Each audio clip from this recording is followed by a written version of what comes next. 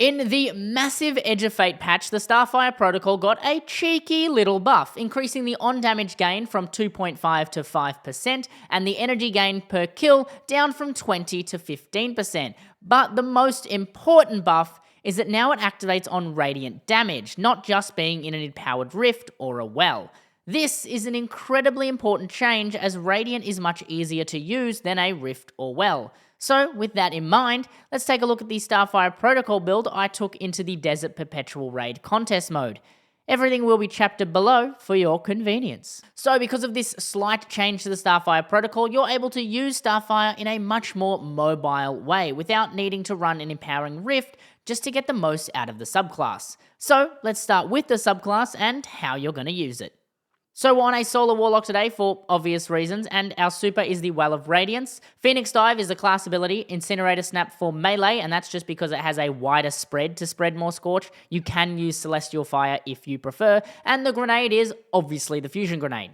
Our aspects are Touch of Flame to make our Fusion Grenade explode twice, and Heat Rises, which is a pretty standard combo for most Solar Sunbracer builds, but I've got some reasoning as to why I've done it here. Heat Rises will allow Phoenix Dive to give us Restoration. It'll also allow us to quickly charge our melee ability by getting kills in mid-air, which will allow us to get Radiant and then use Radiant to charge our grenades. You sticking with me?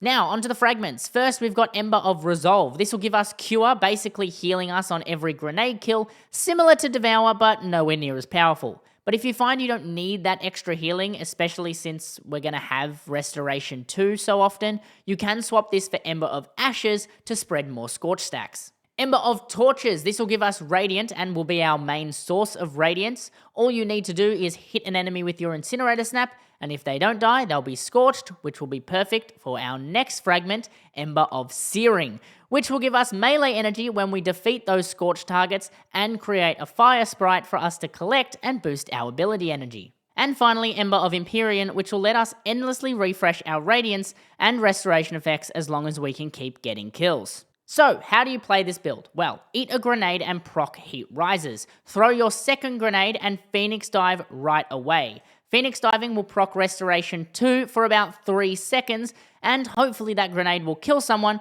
and extend it. Then you just run around spamming your abilities and collecting fire sprites. If you ever find yourself without abilities, get some kills while airborne to get your melee back. Use that to proc Radiance, which will let you start building your grenade energy back up. Perfect loop. Now that we've covered the basics, let's look at the mods that we're going to be using to make this build a little more powerful. On the helmet, we're running Harmonic Siphon for orbs, Ashes to assets to get more super energy on grenade kills, and Dynamo for reduced super cooldown when we use Phoenix Dive near targets, which should be a lot of the time, because Phoenix Dive will send out a Scorch Blast when used with Heat Rises. On the arms, we have Harmonic Loader. I just hate slow reloads, you don't have to have this here. Impact Induction, which will reduce grenade cooldown when you hit a target with Incinerator Snap, and Firepower to make Orbs of Light on grenade kills. On the Starfire Protocol, just put resist mods, anyone you feel like for whatever activity you're playing. On the boots, we're running Innovation, Orbs of Restoration, and Absolution, all to help recharge our abilities when we pick up those Orbs of Power generated by Firepower and Harmonic Siphon. And finally, on the class item, we're running Double Bomber and Outreach to help our melee and grenade cooldowns when we do use Phoenix Dive. Now, onto the seasonal artifact where things get a little bit spicy. You'll absolutely want to pick up Fever and Chill. This will give us another way to get Radiant, simply by hitting multiple precision hits. You'll also want Refresh Threads to get ability energy when picking up Fire Sprites. Elemental Daze is just nice to have to make champions ignite when you stun them. Elemental Consolence is an option. It's just another way to create fire sprites. Radiant Shrapnel is an okay perk. It'll work with this build, but it's not a fantastic perk overall. And finally, Elemental Overdrive, which will give our solar weapons an extra 10% buff when we pick up a fire sprite. Weapon choice is literally anything you want.